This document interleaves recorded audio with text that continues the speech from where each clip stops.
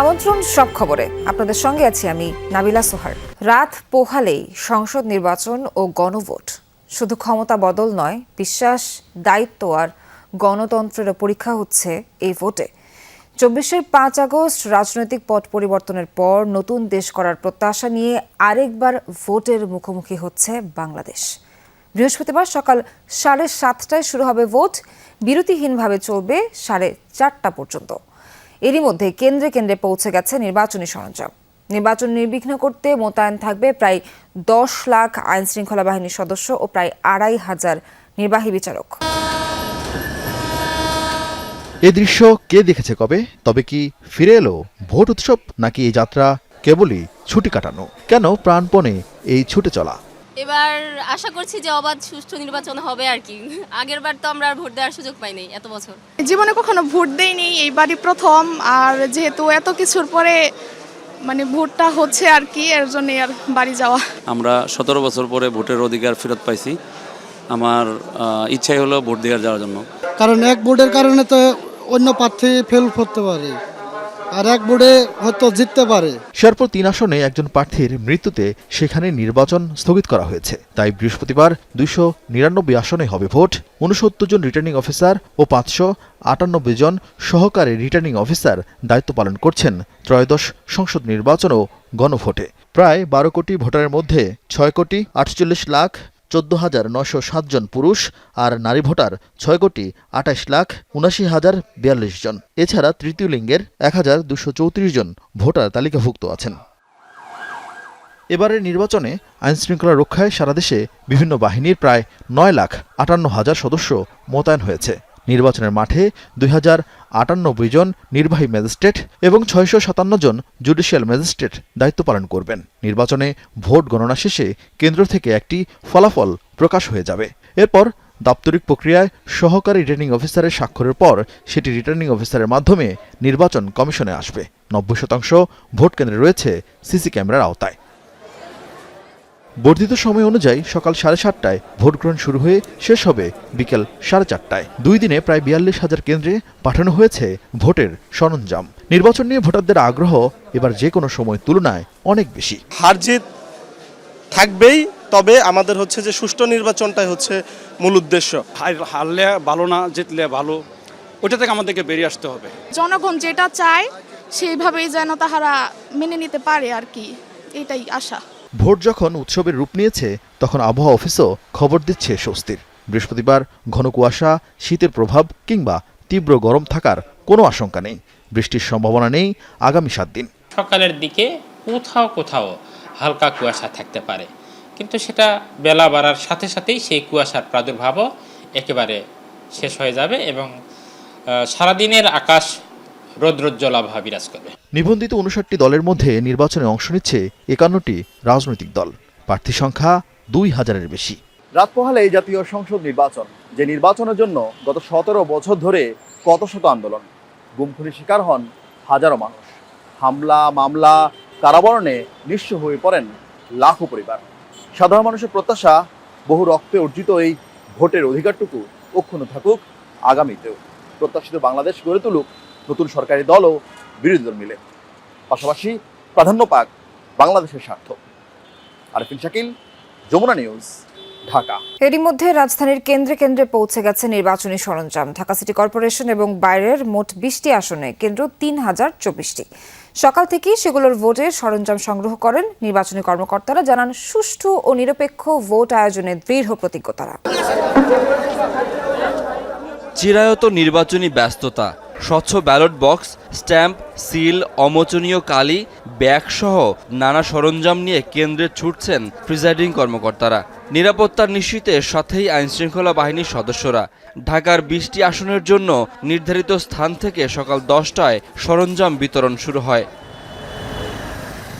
Dhaka residential model school and college থেকে ঢাকা 13 আসনের নির্বাচনী সরঞ্জাম বিতরণ শুরু হয়, যা সংগ্রহে ভিড় করেন নির্বাচনী কর্মকর্তা আর নিরাপত্তা বাহিনীর সদস্যরা। এখানে সমস্ত মালামাল রেডি করেছি। 138টা কেন্দ্রে গণভোটের একটি কেন্দ্র আছে, সেটি সহ 139টা।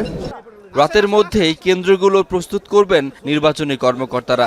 সবাই জানান সুষ্ঠু ও গ্রহণযোগ্য ভোট গ্রহণে তারা প্রস্তুত। ভোট গ্রহণ করার জন্য যে ধরনের জিনিসপত্র দরকার, সিল গাড়া করার জন্য যে ধরনের সরঞ্জাম দরকার, আমরা সবকিছু বুঝে পেয়েছি। প্রাইমারিভাবে বোঝাই দেওয়া হয়েছে, আমরা এখন চেক করব সবকিছু ঠিক থাকলে ইনশাআল্লাহ সবকিছুই ঠিকভাবে সম্পন্ন হবে। প্রশাসনের পক্ষ থেকে আমাদেরকে এই ধরনের নিশ্চয়তা দেওয়া হয়েছে এবং ওনারা বলেছেন যে আপনারা নিশ্চিন্তে নির্ভয়ে দায়িত্ব পালন করেন।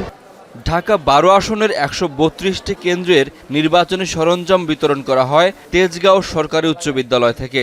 সকাল থেকেই ব্যালট, সিল, স্ট্যাম্প সহ অন্যান্য সরঞ্জাম সংগ্রহে ছিল প্রিজাইডিং কর্মকর্তাদের ভিড়। উইলস লিটল ফ্লাওয়ার স্কুল থেকে ঢাকা 8 আসনের কেন্দ্রগুলোর জন্য সরঞ্জাম বিতরণ করা হয়। বিশৃঙ্খলা কোনোভাবেই আমরা হতে দেব না, কোনো প্রকারের অনিয়ম দুর্নীতি কেউ যেন জাল ভোট দিতে না পারে। ঢাকা 18 আসনের 218 কেন্দ্রের সরঞ্জাম বিতরণ করা হয় উত্তরা কমিউনিটি সেন্টার থেকে। প্রতি কেন্দ্রে প্রিজাইডিং কর্মকর্তা সহ মোট 19 জন কর্মকর্তা থাকবেন। কেন্দ্রের আশেপাশে যে সিকিউরিটিগুলো আছে, পেরিমিটার স্থাপন করবে, তাদের সাথে পুলিশ তো থাকবেই, আনসার থাকবে 13 জন করে, পুলিশ কেন্দ্রভেদে 4 জন 5 জন করে থাকবে। ঢাকার 20টি আসনের মোট ভোটার 84,74,985 জন। এর মধ্যে পুরুষ ভোটার 43,51,450 জন, নারী ভোটার 41,23,421 জন আর তৃতীয় লিঙ্গের ভোটার 114 জন।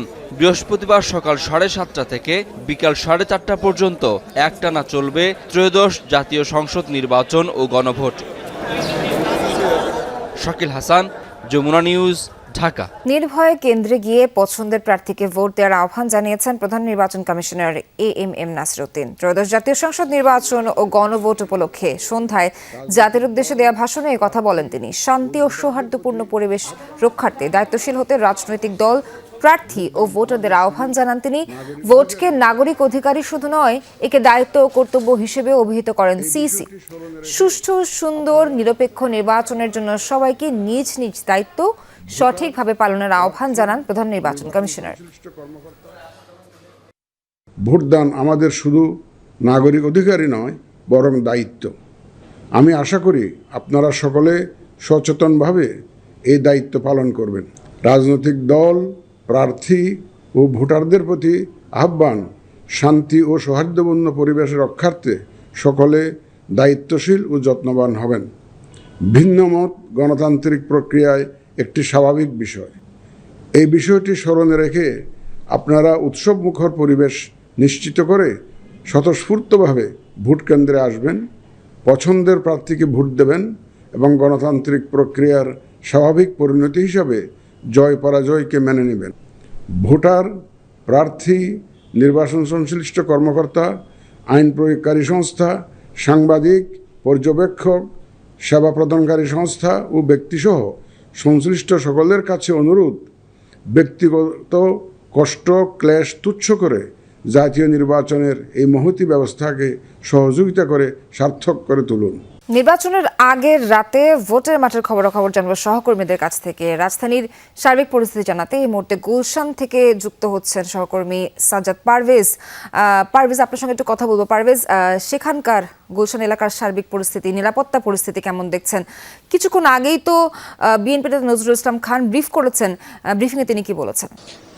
আমরা এখন আছি বিএনপির নির্বাচন পরিচালনার যে কার্যালয় রয়েছে সেখানে কিছুক্ষণ আগে আপনি যেটি বলছিলেন, নজরুল ইসলাম খান এখানে একটি ব্রিফিং করেছেন। এই ব্রিফিংয়ের মধ্যে তিনি বলছেন যে নির্বাচনে যে অনাকাঙ্ক্ষিত ঘটনাগুলো ঘটছে, এই ঘটনাগুলো নির্বাচনকে ব্যাহত করতে পারে এবং তিনি একটি রাজনৈতিক দলকে উদ্দেশ্য করে বলেছেন যে 127টি বিষয় তাদের নজরে এসেছে যেগুলো অনাকাঙ্ক্ষিত, যেগুলো ভোটকে প্রশ্নবিদ্ধ করতে পারে।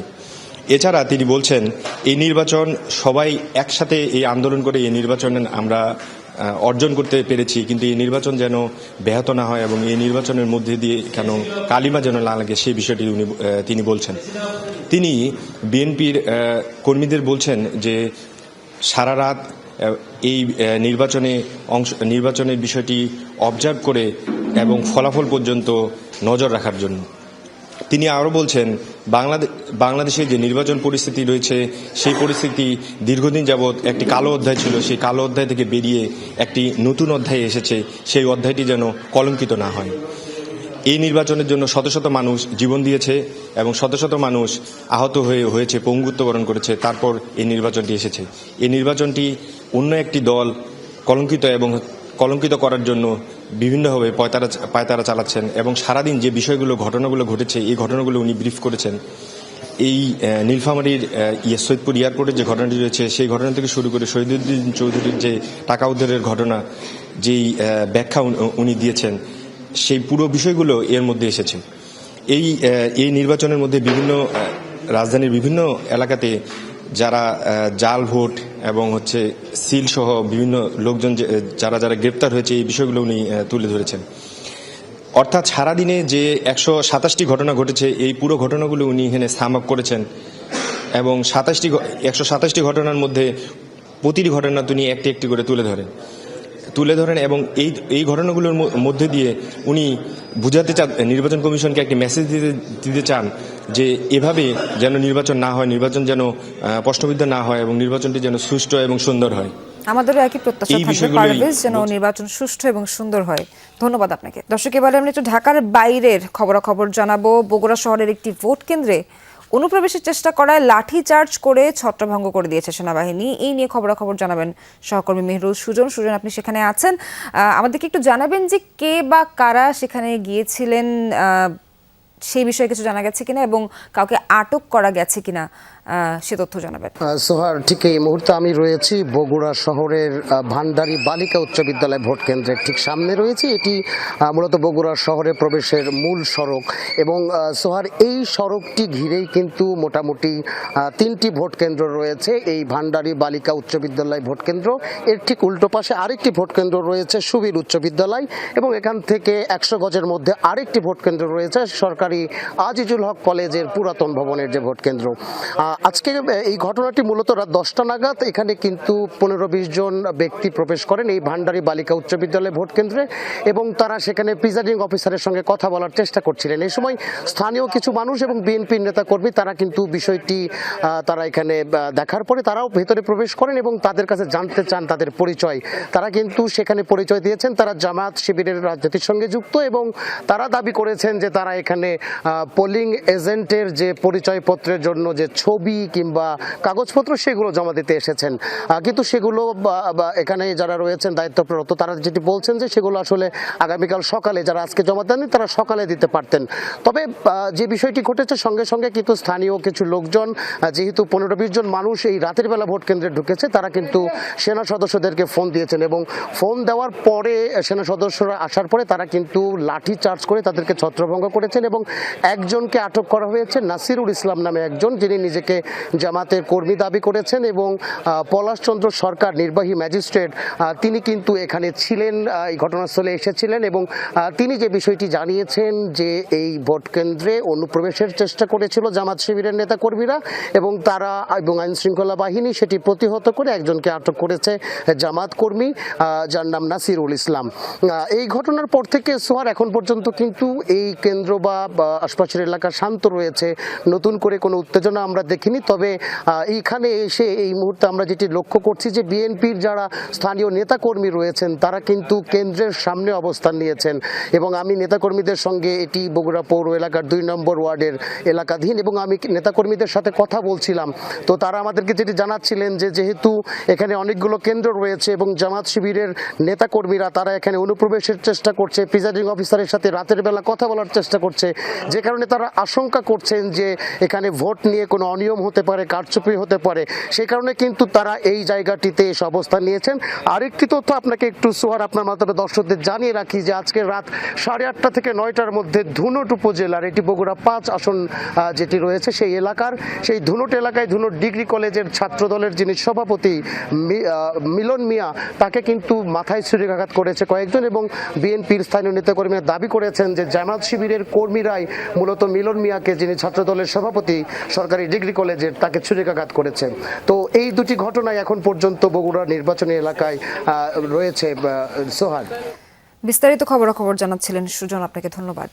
নারায়ণগঞ্জের রূপগঞ্জে জোর করে ভোট কেন্দ্রে প্রবেশের চেষ্টায় দুজনকে আটক করা হয়েছে। প্রত্যক্ষদর্শীরা জানায়, বুধবার রাতে উপজেলার তারাবো পৌরসভার কান্দাপাড়া সরকারি প্রাইমারি বিদ্যালয় ভোট কেন্দ্রে কয়েকজন জামায়াত কর্মীকে প্রিজাইডিং অফিসারের সাথে দেখা করতে দেখা যায়।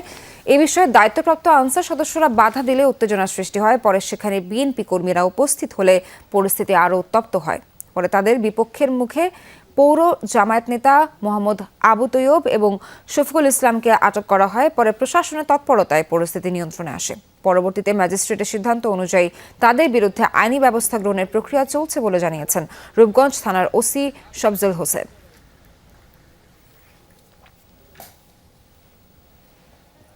নীলফামারীর সৈয়দপুর বিমানবন্দর থেকে ৭৪ লাখ টাকা সহ ঠাকুরগাঁও জেলা জামায়াত আমির বেলাল উদ্দিনকে আটক করেছে যৌথ বাহিনী। সকালে ঢাকা থেকে সৈয়দপুর যান তিনি। তার দাবি, ব্যবসায়িক কাজে নগদ টাকা নিয়ে যাচ্ছিলেন। আটকের পর বুকে ব্যথা অনুভব করলে বেলালকে রংপুর মেডিকেলে ভর্তি করা হয়। পরে শঙ্কামুক্ত হলে রাতে তাকে ছাড়পত্র দেওয়ার সিদ্ধান্ত নেওয়া হয়। এদিকে জামায়াতের ব্রিফিংয়ে দাবি করা হয় পুরো ঘটনা সাজানো নাটক। জেলা ম্যাজিস্ট্রেট জানিয়েছেন, টাকা জব্দের বিষয়ে মামলা হয়নি। বেলাল উদ্দিন পুলিশ হেফাজতে আছেন। সকালে ঢাকা থেকে সৈয়দপুর বিমানবন্দরে নামেন ঠাকুরগাঁও জামাত ইসলামের আমির বেলাল উদ্দিন। সেখানে তার কাছ থেকে ৭৪ লাখ টাকা জব্দ করে যৌথ বাহিনী। আটক করা হয় বেলাল উদ্দিনকে। জিজ্ঞাসাবাদে বেলাল নিজেকে শিক্ষক পরিচয় দেন। জানান তার গার্মেন্টস ব্যবসাও রয়েছে। টাকাগুলো ব্যবসায়িক কাজেই নিয়ে যাচ্ছিলেন তিনি। কি করেন আপনি? শিক্ষকতা। কোন স্কুলের? কলেজে? সালন্দার। হ্যাঁ, ঠাকুরগাঁও সালন্দার কলেজের শিক্ষক আপনি? আচ্ছা, কত টাকা আছে এখানে আপনার লাগেজে? এখানে 50 প্লাস। 50 প্লাস আছে। 50 প্লাস আছে। 50 লাখ। হ্যাঁ, কিসের টাকা এগুলো? ব্যবসা। কিসের ব্যবসা করেন? গার্মেন্টস। এই ঘটনার পর কেন্দ্রীয় জামাত তাৎক্ষণিক সংবাদ সম্মেলন করে। পুরো ঘটনাটি উদ্দেশ্য প্রণোদিত এবং আইন শৃঙ্খলা বাহিনীর সাজানো নাটক বলে দাবি করেন দলটির মুখপাত্র এহসানুল মাহবুব জুবায়ের। আজকে তিনি ঢাকা থেকে গিয়েছেন সৈয়দপুর বিমানবন্দরে এবং সেখানে আইন শৃঙ্খলা বাহিনী তাকে একটা সাজানো নাটক করেছেন। তিনি তার বক্তব্য স্পষ্ট করেছেন যে আমার ব্যবসায়ের জন্য আমি আসা যাওয়া করি, ব্যাংক বন্ধ, আমাকে কিছু লেনদেন করতে হয়, এই জন্য তার সাথে কিছু নগদ টাকা ছিল, যেটি খুবই স্বাভাবিক। এদিকে বিমানবন্দরে জিজ্ঞাসাবাদ চলাকালে অসুস্থ হয়ে পড়লে জামাত নেতা বেলাল উদ্দিনকে নেওয়া হয় রংপুর মেডিকেলে। ওনার বুকের ব্যথা আছে, ওনাকে আমরা মনিটর রেখেছি। বুকের ব্যথা আছে, সাথে সোয়েটিং আছে, ঘাম আছে এবং একটু নশেও আছে। বেলাল উদ্দিন দাবি করেন তার গার্মেন্টস ব্যবসা রয়েছে। ঠাকুরগাঁও হাজিপাড়া এলাকায় অবস্থিত সোনামণি ড্রেস হাউস নামের প্রতিষ্ঠানটির মালিকানা শাহেদা বানুর নামে। তিনি জেলা জামায়াতে আমির বেলাল উদ্দিনের স্ত্রী। শাহেদা বানুর অভিযোগ, রাজনৈতিক কারণেই বেলাল উদ্দিনকে হেনস্থা করা হচ্ছে। সামনে ঈদ দেখে ঢাকা গেছে যেহেতু, তা আমি বলছি যে আমার তো কিছু কিছু আছে যে যারা হচ্ছে ঈদের আগেই আমাকে অ্যাডভান্স পেমেন্ট করে, যে আমার এত পিস কুশন লাগবে, বেড কভার লাগবে, তারপরে পাঞ্জাবি, যেহেতু আমার বুটিক্সটা, আর বুটিক্সের কাজ তো একদিনেই হয় না, যেটা বিগত ছিল সেটারও পেমেন্ট করছে, যার কাছে যতটুকু কালেক্ট ছিল, আবার কেউ কেউ অ্যাডভান্সও দিয়েছে। আমার কাছে মনে হচ্ছে যে তার রাজনৈতিক যে একটা পরিচয়, এই পরিচয়টাকে নিয়ে তারা হেনস্থা করছে। আমার আব্বু এরকম কোনো কাজ কখনো করতে পারবে না। এটা টোটালি আমার আব্বুর রাজনৈতিক পরিচয়কে ইউজ করা হয়েছে। জেলা ম্যাজিস্ট্রেট জানিয়েছেন টাকা জব্দের ঘটনায় এখনো কোনো মামলা হয়নি। বেলাল উদ্দিন পুলিশ হেফাজতে আছেন। টাকাটা জব্দ করছি, পুলিশের মাধ্যমে জব্দ হয় এবং পরবর্তীতে এটা পুলিশ পরবর্তীতে রেগুলার প্রসিডিউরে পুলিশের মতো আগাবে। আমার এখানে সাময়িক ট্রায়াল করা সম্ভব হয়নি। রাহিম সারোয়ার, যমুনা নিউজ। ঠাকুরগাঁও জেলা জামাত আমিরকে সৈয়দপুর এয়ারপোর্টে আটকের ঘটনাটি সাজানো নাটক বলে মন্তব্য করেছে দলটি। বুধবার বিকেলে ইসির সাথে বৈঠক শেষে মন্তব্য করেন দলটির মুখপাত্র। সন্ধ্যায় ইসির সাথে বৈঠকে বসে বিএনপির প্রতিনিধি দল। পরে ব্রিফিংয়ে দলের স্থায়ী কমিটির সদস্য নজরুল ইসলাম খান বলেন, দ্রুত কার্যকর ব্যবস্থা নেওয়া হবে। ইসির কাছে এমনটাই আশা করেছিল তার দল। আরেক ব্রিফিংয়ে ইসি সচিব আক্তার আহমেদ বলেন, আটকের ঘটনা নিয়ে কথা বলার এখতিয়ার কমিশনের নেই। 11 দলীয় নির্বাচনী ঐক্যের একটি প্রতিনিধি দল সিইসির সাথে বৈঠক করতে নির্বাচন ভবন যায়। 1.5 ঘন্টার বৈঠক শেষে সাংবাদিকদের ব্রিফিং করেন মুখপাত্র এহসানুল মাহবুব জুবায়ের। বলেন, ঠাকুরগাঁও জামাত নেতার কাছ থেকে জব্দ করা টাকা তার ব্যবসা সংশ্লিষ্ট, এতে আইনগত ব্যত্যয় নেই। সৈয়দপুর এয়ারপোর্টে পৌঁছার পরে সেখানে পুলিশ কিছু চিহ্নিত সাংবাদিকদেরকে নিয়ে এসে এই কাজটি করেছেন। যে পুলিশ অফিসার কাজটি করেছেন তিনি আগের যে সেই কুখ্যাত মনিরুল ইসলামের সহযোগী হিসেবে তার একটা পরিচিতি আছে। যারা মনে করছেন যে জনগণের সমর্থন তাদের প্রতি নেই, তারাই এখন ছলে বলে কলে কৌশলে আমাদেরকে জনসমর্থনকে প্রশ্নবুদ্ধ করার জন্য একটা হীন অপপ্রয়াস চালাচ্ছেন। এরপর সাংবাদিকদের ব্রিফিং করেন ইসির সিনিয়র সচিব আখতার আহমেদ। বিভিন্ন গণমাধ্যম তার উদ্ধৃতি দিয়ে ভুল তথ্য ছড়াচ্ছে বলে ক্ষোভ প্রকাশ করেন তিনি। আইনের ব্যাখ্যাটা তো তারা দিবেন যারা ইন্টারসেপ্ট করেছেন, আমি কেন দিব? আমার তো কোনো অধিকার আছে, আমার কি ক্ষমতা আছে? আমি কি বলতে পারি যে এত টাকা পর্যন্ত ঊর্ধ্বসীমা, বা এত টাকা নিতে পারবেন বা এত টাকা নিতে পারবেন না? কেন বলবো? আমার who am I to decide the amount upper limit and how do I say it? তবে প্রার্থীদের বড় অঙ্কের টাকা নিয়ে চলাচলের বিষয়টি নিয়ে তিনি কোনো মন্তব্য করেননি। আপনারা যদি আমার কাছে আইনি ব্যাখ্যা চান তাহলে তো এটা আমার প্রতিও অবিচার করা হচ্ছে। পরের সন্ধ্যায় ইসিতে বিএনপি প্রতিনিধি দল যায়।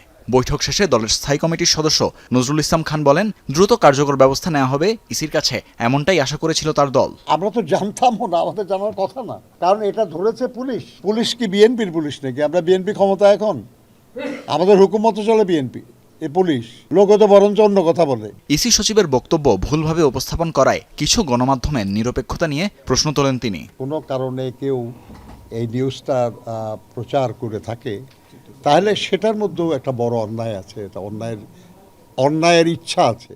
তানভীর মৌসুম, যমুনা নিউজ, ঢাকা। দর্শক, এই মুহূর্তে এনসিপি কার্যালয়ে ব্রিফিং করছেন আসিফ মাহমুদ সজীব ভুঁইয়া। সরাসরি যাচ্ছি তার ব্রিফিং এ। তরুণদের প্রতি আজকে আমরা আবারও 5ই আগস্ট পূর্ববর্তী সময়ে যে পরিস্থিতি ছিল সেই পরিস্থিতির মধ্যে আছি।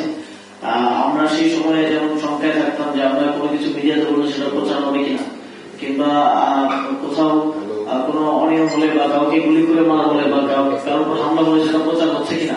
এখন আমরা সেরকম একটা পরিস্থিতিতে আছি। তো সেক্ষেত্রে আমাদের আবার একটু সেই সময়টা রিকল করার সময় এসেছে এবং সেই সময়টা আমরা কিভাবে অতিবাহিত করেছি সেটা আবার পুনরায় সেই স্ট্র্যাটেজি গুলো নেওয়ার সময় এসেছে। এখন আবার যদি মেইনস্ট্রিম মিডিয়া আমাদেরকে সহযোগিতা না করে সেক্ষেত্রে সোশ্যাল মিডিয়া থেকে শুরু করে যতটুকু সক্ষমতা আছে সেগুলো নিয়ে দেশবাসীর কাছে তুলে ধরতে হবে যে কোথায় কি কি অনিয়ম হচ্ছে।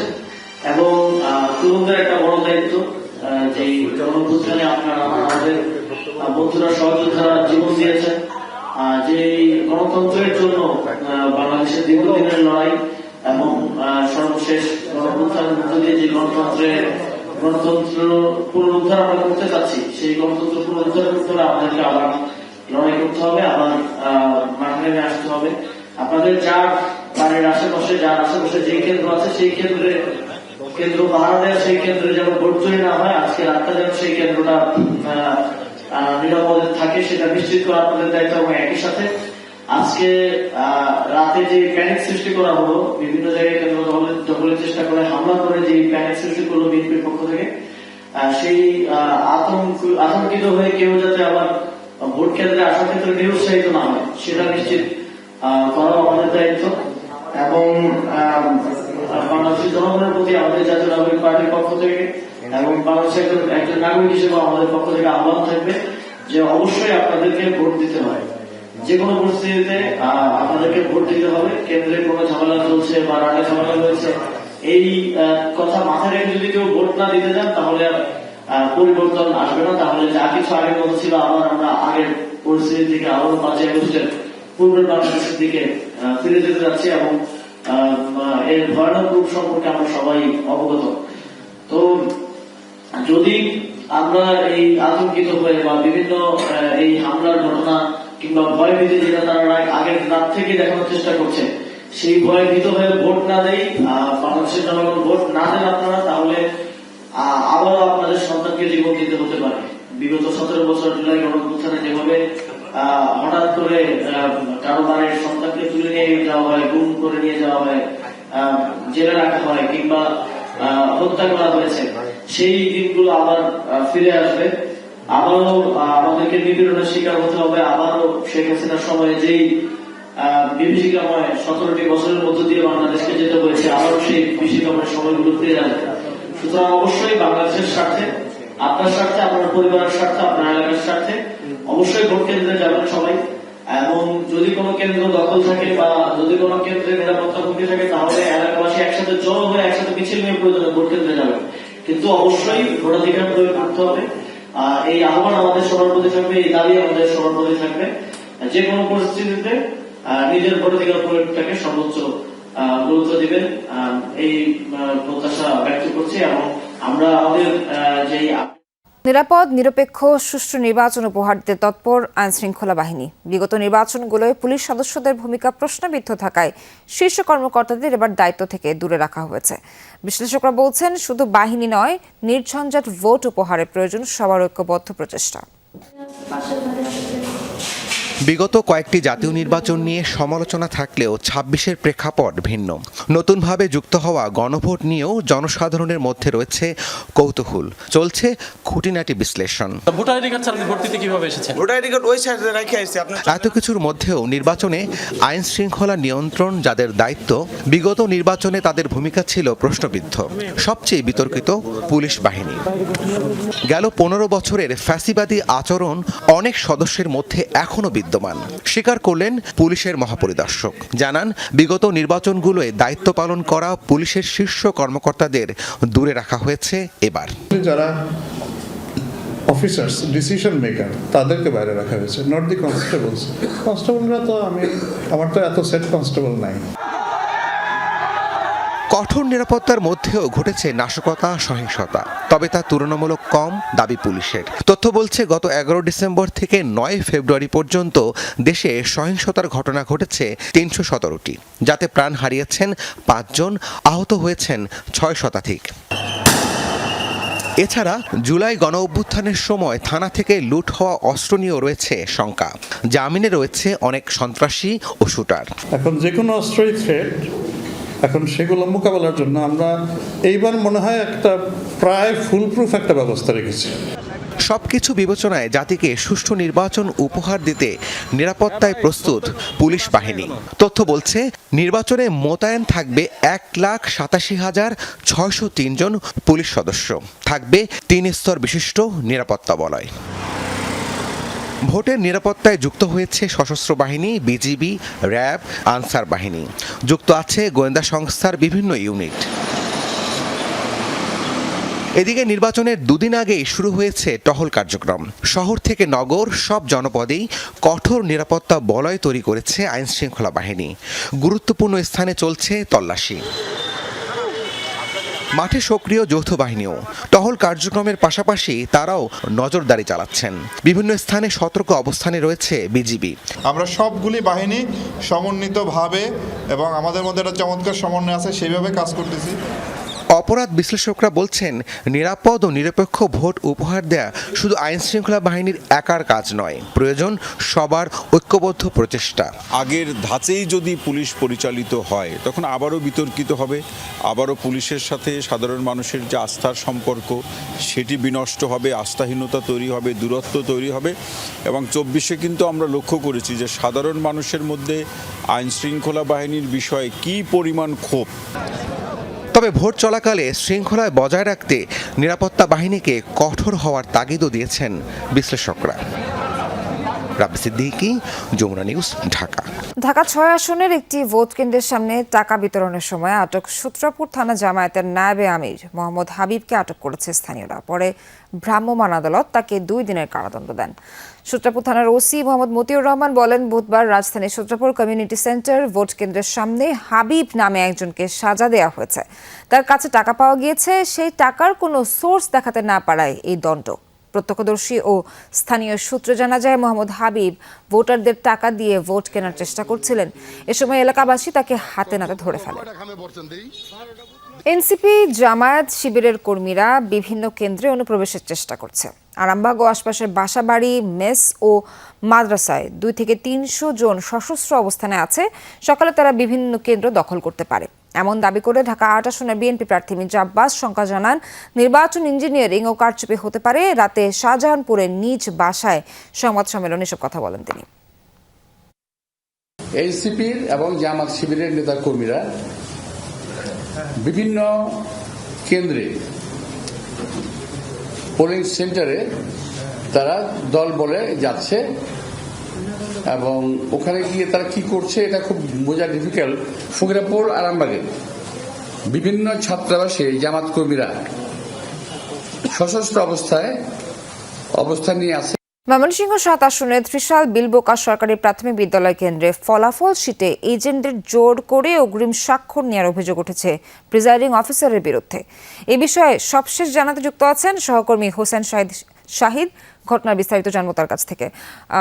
শাহিদ, কি হচ্ছে সেখানে? আমরা যেটা জানাচ্ছিলাম, কি পরিস্থিতি এখন জানাবেন সবশেষ। ময়মনসিংহ 7 ত্রিশাল আসনে বিলবুকা সরকারি প্রাথমিক বিদ্যালয়, এই বিদ্যালয়ে যিনি প্রিজাইডিং অফিসার রয়েছেন তার বিরুদ্ধে যে অভিযোগ উঠেছে, তিনি এজেন্টদের খবর দিয়ে এনে জোর করে ফলাফল শিটে স্বাক্ষর নিচ্ছেন এবং যিনি এই আসনে জামায়াতের প্রার্থী রয়েছেন তিনি এই যে অভিযোগ করেছেন যে এই তার এজেন্টের কাছ থেকে জোর করে ওই ফলাফল শিটে স্বাক্ষর নেওয়া হয়েছে। যে শিটটিতে ফলাফল শিটটিতে স্বাক্ষর নেওয়ার কথা ভোট গণনার পর, অর্থাৎ ভোট গ্রহণ সম্পূর্ণ হওয়ার পরে সেই ব্যালট গণার পর সেখানে স্বাক্ষর নেওয়ার কথা, সেটি আজকে রাতেই নিয়ে নেওয়া হয়েছে এমন অভিযোগ উঠেছে। তবে এই বিষয়ে আমি সহকারী রিটার্নিং অফিসারের সাথে কথা বলেছি ত্রিশালের, তিনি এই বিষয়টি সত্যতা নিশ্চিত করেছেন এবং তিনি আমাকে কিছুক্ষণ আগে জানিয়েছেন যে এই বিষয়ে সত্যতা পাওয়ায় ব্যবস্থা নেওয়া হয়েছে। যে রেজাল্ট শিটে স্বাক্ষর নেওয়া হয়েছিল সেটিকে ছিঁড়ে ফেলার জন্য তিনি নির্দেশ দিয়েছেন। শুধু সেটি নয়, ওই কেন্দ্রে অর্থাৎ বিলবুকা সরকারি প্রাথমিক বিদ্যালয় 26 নং যে কেন্দ্র, এই কেন্দ্রে যতগুলো এই রেজাল্ট শিট রয়েছে সবগুলো তিনি ছিঁড়ে ফেলার নির্দেশ দিয়েছেন এবং তাকে সেই কেন্দ্রে সকালবেলায় নতুন করে যে রেজাল্ট শিট রয়েছে সেটি তাকে পাঠানো হবে। সেই সাথে ওই আসনের যারা প্রার্থী রয়েছেন তাদের সকলকেই সহকারী রিটার্নিং অফিসারের কার্যালয় থেকে একটি বার্তা দেওয়া হয়েছে যে আগামীকাল সকালে যখন ভোট গ্রহণ শুরু হবে, ভোট গ্রহণ শেষে যখন ফলাফল ঘোষণা করা হবে তার আগে এই সবাই যেন সেই শিটগুলো দেখে নেয় যে শিটগুলো ঠিক আছে কিনা, এইভাবে ব্যবস্থা নেওয়া হয়েছে। সবশেষ জানাচ্ছিলেন শাহিদ, ধন্যবাদ আপনাকে। দর্শক, আমরা এবার একটু সিলেটের দিকে যাব। সিলেটে জামিয়া উচ্চ বিদ্যালয় ভোট কেন্দ্রে পর্যবেক্ষকের প্রবেশ নিয়ে হট্টগোলের সৃষ্টি হয়েছে। সেখানে আমাদের সহকর্মী নাবিল হোসেন অপেক্ষা করছেন। নাবিল, হট্টগোল সৃষ্টি হয়েছে জানাচ্ছিলাম, কি পরিস্থিতি এখন সেখানে, কি হচ্ছে, নিরাপত্তা পরিস্থিতি কেমন সেটাও জানাবেন। এখন পরিস্থিতি শান্ত। ঘটনাটি আসলে রাত 10টার দিকে আমি যেই কেন্দ্রে দাঁড়িয়ে আছি, সিলেটের শাহজালাল জামিয়া উচ্চ বিদ্যালয় কেন্দ্র, সেখানে রাত 10টার দিকে 3 জন যুবক যারা পর্যবেক্ষক কার্ডধারী ছিলেন তারা এই কেন্দ্রে প্রবেশ করেন এবং সেই খবরটি স্থানীয় জনসাধারণের কাছে পৌঁছার পর বিএনপি নেতাকর্মীরা এখানে এসে ভিড় করেন, স্থানীয় জনসাধারণ এসে ভিড় করেন এবং পরবর্তীতে তাদেরকে আসলে এখানে আটকে রাখা হয়। পুলিশ এসে তাদেরকে এখান থেকে আসলে থানায় নিয়ে গেছে প্রাথমিক জিজ্ঞাসাবাদের জন্য এবং স্থানীয় যারা বিএনপি নেতাকর্মীরা তারা আমাদেরকে অভিযোগ জানিয়েছেন যে পর্যবেক্ষক কার্ড থাকলেও রাতের বেলা যে আসলে কেন্দ্রে প্রবেশ সেটিকে তারা বলছেন যে কোনোভাবেই সুযোগ নয়। আমরাও আসলে সহকারী রিটার্নিং কর্মকর্তা সাইদা পারভিন সিলেট 1 আসনে ওনার সাথে যোগাযোগ করেছিলাম। তিনি আমাদেরকে জানিয়েছেন আসলে পর্যবেক্ষক কার্ড থাকলে তিনি শুধুমাত্র নির্বাচনকালীন যে সময় সেই সময় তিনি প্রবেশ করতে পারবেন, এর আগে রাতের বেলা আসলে তার প্রবেশের সুযোগ নেই, তিনিও সেটি আমাদেরকে জানিয়েছেন। এবং এরপর আসলে আমরা দেখেছি যে এর আগে বেশ উৎসবমুখর পরিবেশেই সিলেটের প্রচার প্রচারণা বা নির্বাচনী পরিবেশ ছিল। তবে এই যে বিচ্ছিন্ন ঘটনা, এই ঘটনার পর আসলে আমরা সামাজিক যোগাযোগ মাধ্যম সহ সব জায়গায় আসলে এক ধরনের একটা আসলে আমরা দেখছি যে একটা উত্তেজনা তৈরি হয়েছে এবং ইতিমধ্যে যে 3 জনকে এখান থেকে পুলিশ প্রাথমিক জিজ্ঞাসাবাদের জন্য নিয়ে গেছে। সামাজিক যোগাযোগ মাধ্যমে অনেকেই দাবি করছেন, তাদের মধ্যে একজন রায়হান মিয়া, যিনি আসলে জালালাবাদ থানা শিবিরের কর্মী, কারণ তার ফেসবুক প্রোফাইল সহ বিভিন্ন জায়গায় আসলে জামায়াত ইসলামী ইশতেহার সহ নানা বিষয় শেয়ার আছে। সেটি আসলে তাদের অভিযোগ, বিএনপি নেতাকর্মীরা যারা আছেন তারা সামাজিক যোগাযোগ মাধ্যমে সে অভিযুক্ত করছেন। তবে পুলিশ আমাদেরকে জানিয়েছে এখন পর্যন্ত আসলে আইনি কোনো পদক্ষেপ নেওয়া হচ্ছে না, তাদের জিজ্ঞাসাবাদ চলছে এবং নির্বাচনে আচরণ বিধির মধ্যে আসলে কোনো পর্যবেক্ষক রাতের বেলা এখানে প্রবেশ করতে পারেন কিনা সেটি আসলে তারা খতিয়ে দেখছেন। এর বাইরে আসলে এই ঘটনার ছাড়া সিলেটে অন্যান্য নির্বাচন যে পরিবেশ সেটি এখন পর্যন্ত সুষ্ঠু রয়েছে। ভোটার এবং প্রার্থীরা প্রত্যেকেই আশা করছেন যে নির্বাচনের ফল ঘোষণা পর্যন্ত পরিস্থিতি যাতে স্বাভাবিক থাকে, সকলেই যাতে নিজ নিজ ভোট তারা এখানে আসলে দিতে পারেন সেই প্রত্যাশাটুকু সকলের মধ্যে রয়েছে। নাবিল, আপনাকে ধন্যবাদ। লক্ষ্মীপুর 3 আসনে জেলা কৃষক দল নেতা বদরুল আলম শ্যামলকে 15 লাখ টাকা সহ আটকের পর যাচাই বাছাই শেষে ছেড়ে দিয়েছে যৌথ বাহিনী। অতিরিক্ত পুলিশ সুপার রেজাউল হক জানান, বুধবার রাত 8টার দিকে শহরের ঝুমুর চত্বর থেকে টাকা সহ গাড়িটি জব্দ করা হয়। কৃষক দল নেতা ও ঔষধ ব্যবসায়ী শ্যামল সহ 3 জন নির্বাচনকালীন এই আসনে ধানের শীষ প্রার্থী শহীদ উদ্দিন চৌধুরী আনীর নির্বাচনী কাজে ব্যবহৃত একটি গাড়িতে যাচ্ছিলেন। চেকপোস্টে গাড়ি তল্লাশি করে 15 লাখ টাকা জব্দ করে যৌথ বাহিনী। পরে তাদেরকে জজ আদালতে নিয়ে যাওয়া হয়। সেখানে কাগজপত্র যাচাই বাছাই শেষে অসামঞ্জস্য কিছু না পাওয়ায় ছেড়ে দেওয়া হয়। সব বৈধ কাগজপত্র আছে এবং তাদের যে বাজেটের ভিতরে টাকা পরবর্তীতে উনি বিনা সত্ত্বে কোনো ধরনের জরিমানা করা ছাড়াই ওনাদেরকে ছেড়ে দিয়েছেন। গাড়িতে 15 লাখ টাকা থাকার বিষয়টি নিজেই নিশ্চিত করেছেন লক্ষ্মীপুর 3 আসনের বিএনপি প্রার্থী শহীদউদ্দিন চৌধুরী আনি। তিনি জানান এর টাকাগুলো কেন্দ্রের খরচ, জজ আদালত যাচাই বাছাই করে তা ছেড়ে দেয়। আমার নির্বাচনী এজেন্ট সেই গাড়ি নিয়ে বিভিন্ন কেন্দ্রে যাচ্ছেন, সেখানে আমার যে ব্যয় তার মধ্যে 15 লক্ষ টাকা কেন্দ্র ওয়াইজ দেওয়ার জন্য যে আমার নিয়োজিত দায়িত্বে ছিলেন কর্তৃপক্ষ সেটা চেক করেছেন এবং কোর্ট থেকে ইতিমধ্যে সেটা রিলিজও করেছেন যে না, হ্যাঁ, এটা সত্যিই যে এটা কেন্দ্র ফি বাবদ ব্যবহার হচ্ছে। আবারও স্বাগত সব খবরে। নির্বাচনকে সামনে রেখে ব্যস্ত সময় পার করছেন প্রার্থী ও আইন শৃঙ্খলা বাহিনীর সদস্যরা।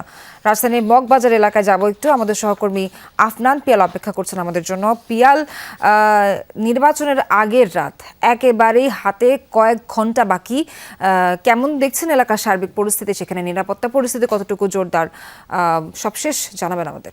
সোহার, এই এলাকায় যে নির্বাচনী আমেজ একেবারে তুঙ্গে এটা বলা যাবে না। আপনি দেখতে পাচ্ছেন যে এই কেন্দ্রটা, যে মগবাজারের এই কেন্দ্রটা বেশ ফাঁকাই, একটা মাত্র পুলিশের গাড়িও আছে এবং আশেপাশের মানুষ এবং আইন শৃঙ্খলা বাহিনীর সঙ্গে কথা বলে যেটা আমরা জানতে পেরেছি যে এই জায়গায় খুব বেশি হই হুল্লোড় যে সমস্যার কথাটা আমরা শুনতে পাই অনেক সময়, সেটাও নাই। আইন শৃঙ্খলা একদম হাতের নাগালেই আছে সব কিছু, নিরাপত্তা পরিস্থিতি।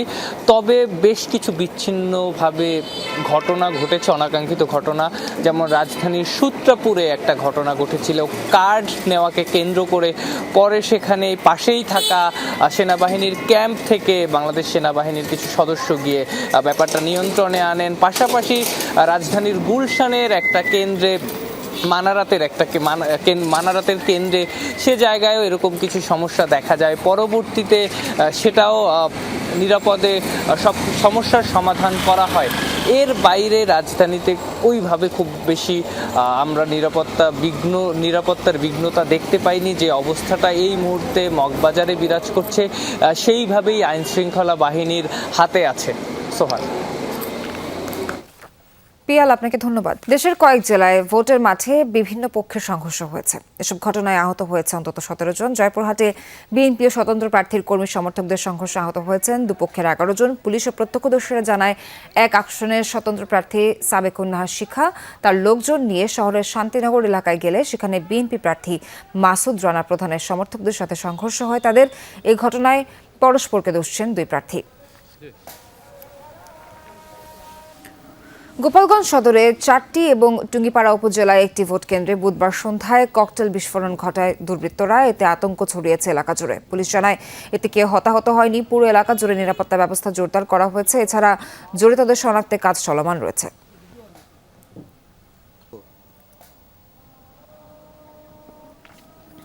কুমিল্লা 3 আসনের মুরাদনগরে 2 লাখ টাকা সহ এক জামায়াত নেতাকে আটক করে প্রশাসনের কাছে দিয়েছে স্থানীয়রা, এমনটা জানিয়েছে পুলিশ।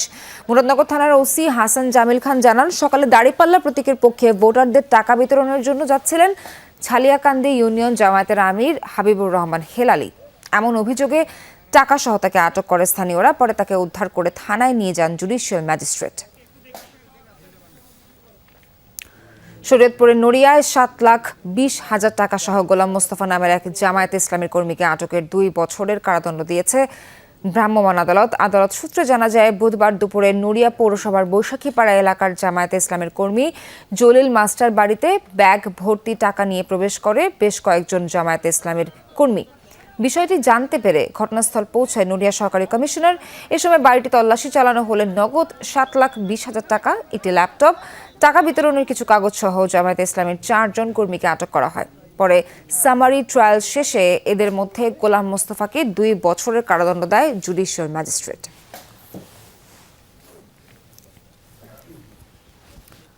সিরাজগঞ্জে ভোটারদের মাঝে টাকা বিতরণের অভিযোগ উঠেছে স্থানীয় জামায়াত আমিরের বিরুদ্ধে। সামাজিক যোগাযোগ মাধ্যমে ছড়িয়েছে টাকা বিতরণের ভিডিও।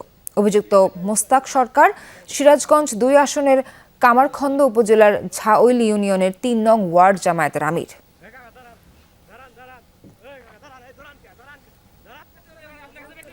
এদিকে একই আসনের চৌবাড়ি এলাকায় দৌলতপুর ইউনিয়ন জামায়াতের আমিরকে নগদ টাকা সহ আটক করে প্রশাসনের হাতে তুলে দেয় বিএনপি নেতাকর্মীরা। তাদের অভিযোগ, জামায়াত নেতা আব্দুল মোমিন ভোটারদের মাঝে টাকা বিতরণের উদ্দেশ্যে যাচ্ছিল। তবে অভিযোগ অস্বীকার করে স্থানীয় জামায়াত নেতারা দাবি করেছেন, নির্বাচনী খরচের টাকা নিয়ে যাওয়ার সময় আব্দুল মোমিনকে আটক করে 2 লাখ টাকা ছিনিয়ে নেয় বিএনপি নেতাকর্মীরা। এই ঘটনায় নির্বাহী ম্যাজিস্ট্রেট জানিয়েছেন, বিষয়টি খতিয়ে দেখতে জুডিশিয়াল কমিটিকে দায়িত্ব দেওয়া হয়েছে।